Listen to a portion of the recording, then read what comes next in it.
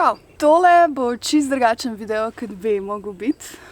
Imela sem eno tako idejo o tem, da vam pokažem, kako izgleda življenje v Los Angelesu kot igralka in ustvarjalka spletnih vsebin.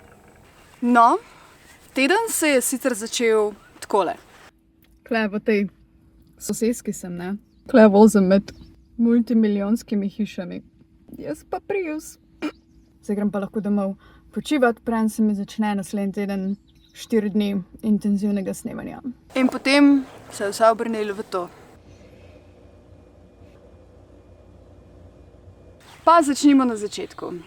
Če si gledala moje prejšnje videe, veš, da trenutno od zadnji mesec ogromno delam. Naslovila sem tudi en video, da sem spala v avtu, ker enostavno sem se tako vozila okrog na vse razne projekte, da nisem več hotela se voziti domov.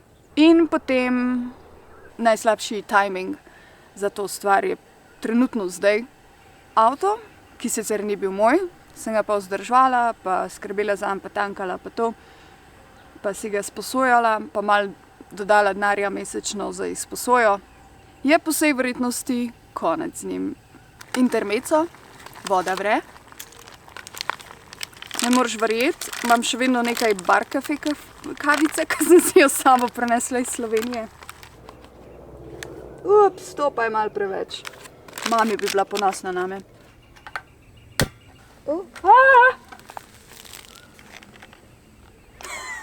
Tale gorilnik je nor, stari. Divji, čist. In kava iz džezve spa v Barcafe mi da spomine na otroštvo, ko smo kampirali. Pa je mami vedno zjutraj prva stvar skuhala kavo in ko sem se zbudila, sem najprej zavohala Barcafe pa borovce.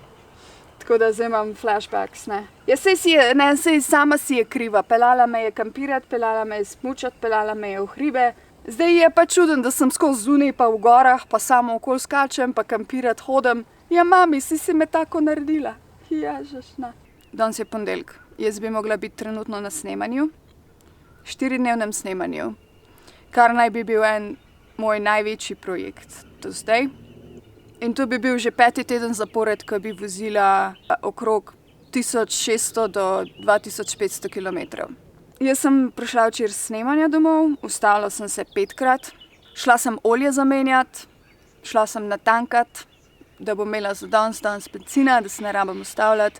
Tako da v avto sem vrgla nekje $100-200. Sem šla še nekaj zrihtati. In avto enostavno na križišču ni več užgal. Sam prikazal se je problem light, pa klicaj čez avtoček. Prišla avtovleka. Jaz sem probala na vse možne načine najti mehanika včeraj in pa da bi si izposodila avto danes, ampak ker je bila nedelja, je bilo vse zaprt, vse se je odprlo ob 8. Jaz bi okoli 4 zjutraj mogla iti od doma. Klicala sem na snemanje, sem vprašala, če je možnost, da zamudim, če mi rata dobiti avto.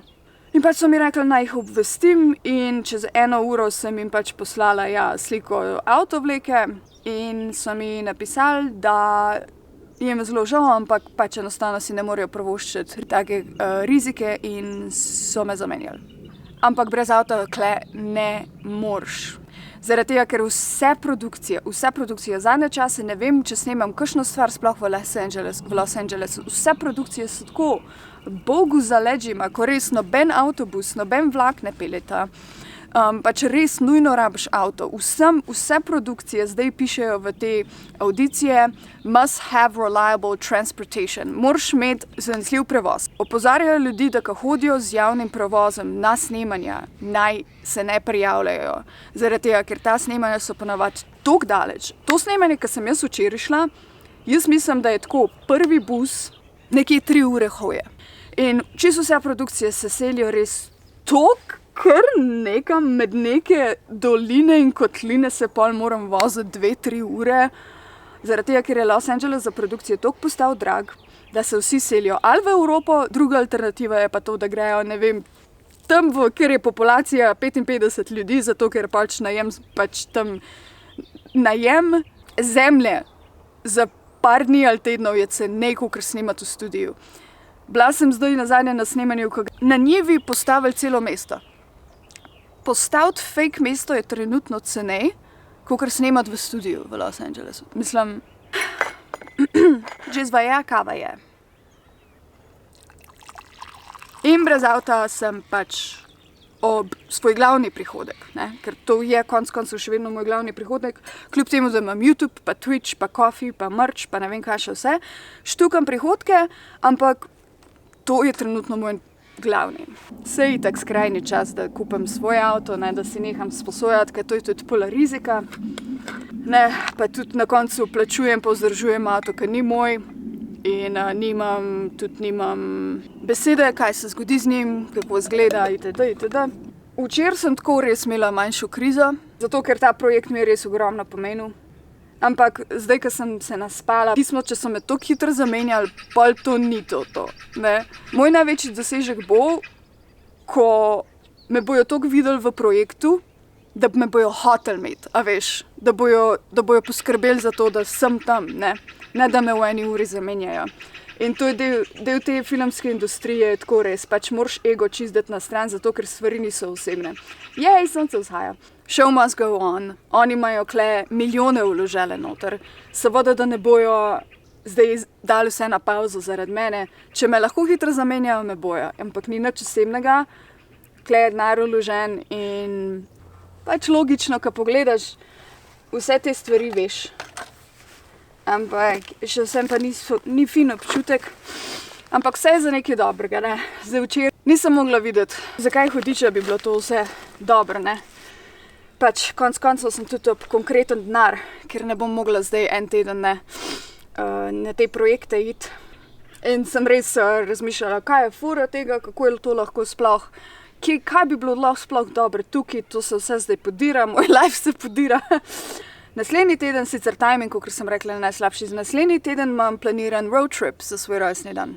Vse je že plačan, tudi karte za koncert imam od enega najljubšega benda v Vegasu, kempe imam rezervirane, biti brez avta zdajle je najslabše.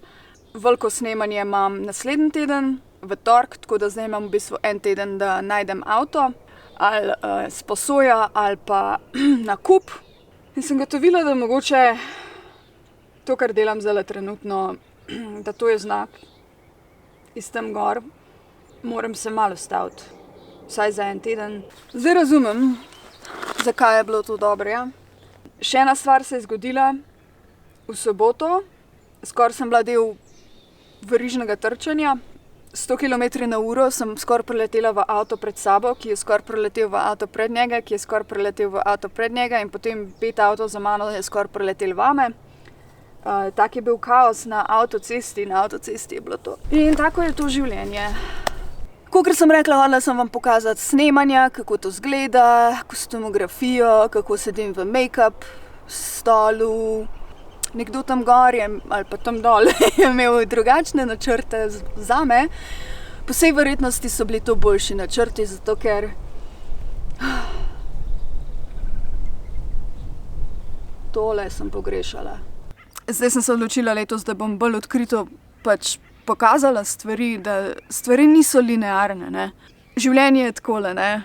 In tudi s čimer se ukvarjaš je takole, ne. Ne more biti vedno vse super. Oziroma tema tega kanala je življenje v tujini, življenje v Kaliforniji. In konec koncev tudi mogoče, da se bomo malo bolj odkrito pogovarjali, sploh na socialnih omrežjih, o tem, kaj življenje sploh je. Ker življenje ni samo rožice, pa ful hude fotke, pa dobro zmontirani videi.